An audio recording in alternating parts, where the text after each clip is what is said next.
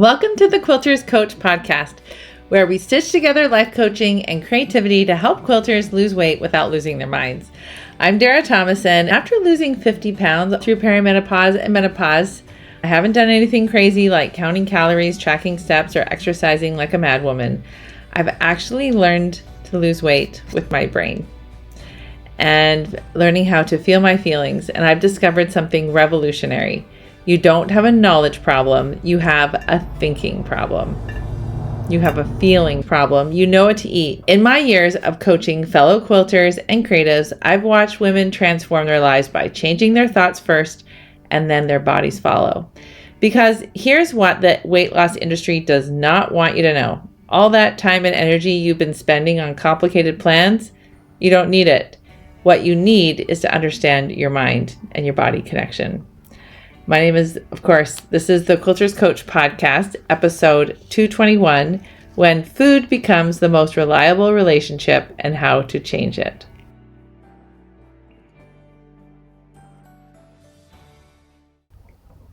Today's episode comes from a recent coaching call with one of the clients talking about how she didn't know how to be happy as a little girl. She grew up in a home where her father would eat their lunches. If he got to the dinner table before them, he would just eat more than his share.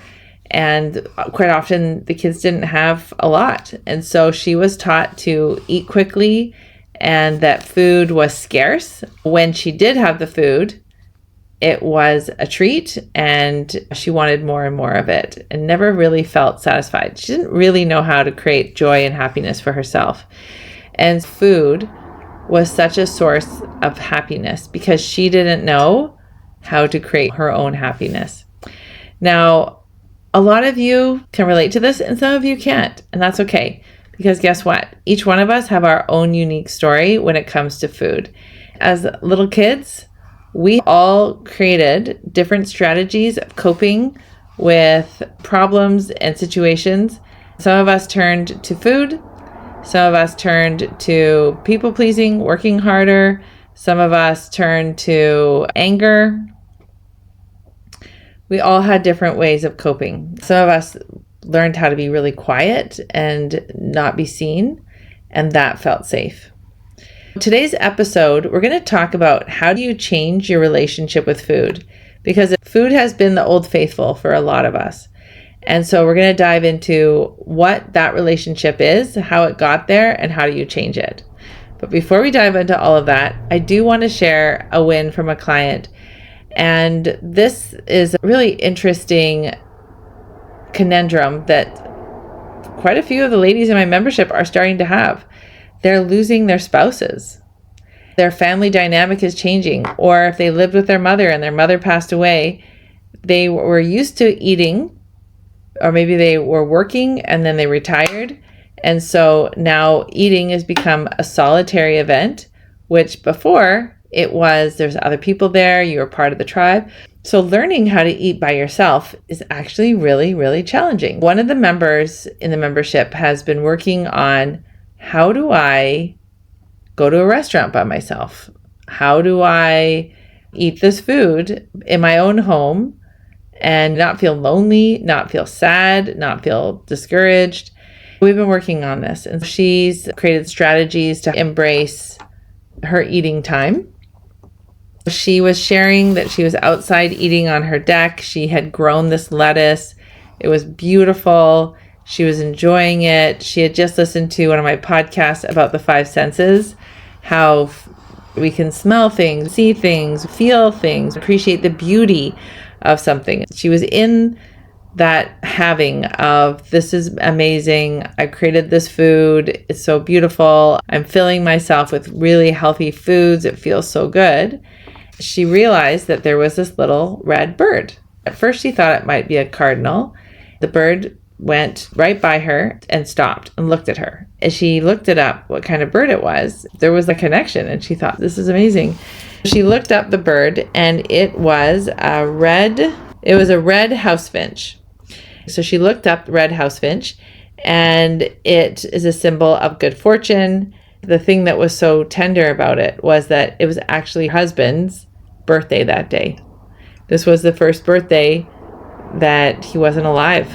If she was scrolling on her phone or distracting herself, she would have missed all of that. The more that we can be present, the more that we can be in the moment, I'm being a really good steward of my body. The more that we can do that, the more we can truly enjoy our lives. And food is there to do what it's supposed to do. It's supposed to give us energy. It's supposed to give us minerals and nutrients. It's supposed to be a form of self-care. Nice, good, clean fuel helps you have good, clean energy. And I'm just so glad that she raised her hand probably 4 weeks ago and said, I'm not doing very well with eating by myself and I don't like it. I'm gaining weight. I'm scrolling. I'm distracting myself. I'm not being present with the food. And so now she had that great gift. What does that even mean, a relationship with food? We did this activity recently inside the membership. I said, okay, I want you to think about why food has become your safe emotional outlet. So just think about that. Why has it? So when you think about food, it's there, right? It's like the old faithful. So when I was a kid and I'd come home from school and I just really wanted to talk to my mom or connect with her and she was too busy, I figured out that a spoonful of peanut butter or 5 would bring me a little bit of joy. And that was something I figured out as a young girl. So I know that if I'm feeling really sad, I can always go get a spoonful of peanut butter, or I can grab some chocolate chips, and that'll keep me going for a little bit. Maybe I'll make some popcorn, make some cookies or something. Or maybe I go into the pantry and see if there's some crackers, cut up some cheese and maybe some pickles. It's like, oh, these remind me of good times. So let's look at certain foods. I want to play this game with you of what does it remind you of? If I said popcorn, what is it about popcorn that you love? Is it like a companion if you're watching a TV show by yourself? It's keeping you company. Is it something that reminds you, maybe you're a family that likes to play cards like my family, so we would have treats that would go with that. What is it about popcorn? Is it that companionship? Okay. What about ice cream? It's cold, creamy, soothing, comforting. You tend to eat it slower and savor it. Maybe in your family, you only had it at certain occasions. Maybe you have a memory of making homemade ice cream with your grandma. Maybe when you celebrated, like with a dance recital, you would go to Dairy Queen, signify that you had an accomplishment. What about chocolate? It's rich, creamy, you can savor it, slow down. It can take you away from your current thoughts. What about candy, like jelly beans or sour soothers? It's bite-sized, you have a burst of flavor. You can kind of process it for a while, especially like jellies. It takes a little bit of time. You can keep that going for a while. And then it's just one after another. What about chips? Potato chips. You got that crunchy, salty, it's like a friend. What about cracking open a can of pop? Satisfaction, hearing that, and then the bubbles and how they're playful. And you have to drink it slowly or else you choke. We did this exercise recently in our membership where we talked about food being your friend. One of the members talked about chocolate-covered almonds. The combination of the sweet with the crunchy. And she just have like a handful every couple hours. Keep her going throughout her day. And she actually wrote a breakup letter with chocolate-covered almonds and said, I can only eat you on Sundays. I'm sorry. So the problem is we use food as a counterfeit friend. People disappoint us. Friends can say mean things, or friends can move away, or friends can change. One time I was living in a small town and this girl moved in and we were fast friends. She had little kids, I had little kids. We would meet up at the park together. I had moved there recently. She moved a few months after me. After about 4 months, she just didn't call as often or asked to meet at the park. She wasn't really reaching out as much. I thought, oh, what's happening? What did I do? Did I do something wrong? And then it felt really awkward and I didn't know what to do. So one day I showed up at her house with some muffins and I said, did I say something to offend you? You just haven't really called me or reached out to me at all. And she looked at me and she said, oh no. She goes, you're 10 years older than me. I've just found some new friends now. Thanks for being my friend at the beginning. But yeah, I found some people that are just more my age. And it wasn't that she didn't have any hard feelings, like we were friendly still. But it was just interesting to me because I thought, oh, that's weird. That's kind of awkward. I guess this is just what we're doing. So they can be unpredictable. Whereas the food, the popcorn, the ice cream, the candies, the chocolate, the potato chips, all of that is very predictable. As we look at our relationship with food and how we have tried to solve the problem in the past, what we've done is we say, well, I've just eaten more food than my body needs, and so I need to go on a diet. I need to stop eating so much food. But what you're doing is you're not actually looking at why are you turning to the food? What is it about that pie that is just so compulsive? Why is it at 10 o'clock at night you're reaching for the ice cream again? It just feels so terrible. You want so badly to have these results of permanent weight loss because you haven't done the work of talking to yourself about what is it about the food that keeps drawing me to the food.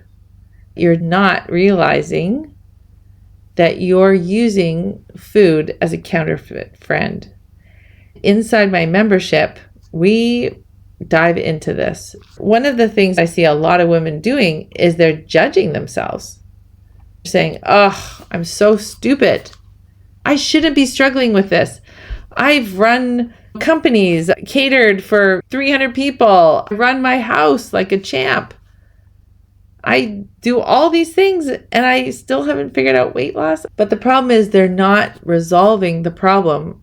In order for you to have permanent weight loss, you need to slow down and look at how are you using food?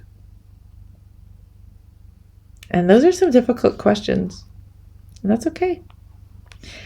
If this podcast is resonating with you and you can see that this is having an impact, I would love for you to give me a review. Because what that's going to do, and you can just do 5 stars. You don't have to make a comment if you don't want to. But it's going to get into the hands of more people. And they'll be able to see, oh, I'm not alone. It's not that I'm not smart enough. I just have a relationship with food that's not very healthy. And I don't have a lot of healthy coping strategies to work through it. But there's this girl who happens to be a quilter who is a professional life coach who helps you work through your problem. By the way, you don't have to be a quilter to be in my membership. So you've made it to the end, and it tells me that you're tired of the same old cycle. You know the one: struggle through the holidays, feel guilty about every cookie, promise yourself Monday or January 1st that everything will be different. And then you find yourself right back here next October, frustrated and starting over again. What if this Christmas was different? What if instead of dreading holiday photos and promising yourself you'll be good in the new year, you actually enjoyed the season? What if you walked into 2026 already transformed instead of making another empty resolution? Right now, I'm doing something I've never done before.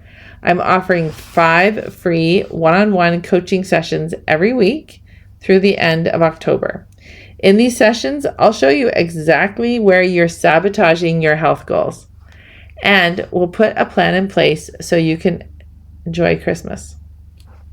Once those 5 spots are gone each week, they're gone. No waiting list, no extensions. When October ends, this offer disappears. If you're done with the hamster wheel of New Year's resolutions and ready to make this Christmas different, grab your session in the link below. Stop promising yourself next year and make this the year everything changes. Your spot is waiting, but not for long.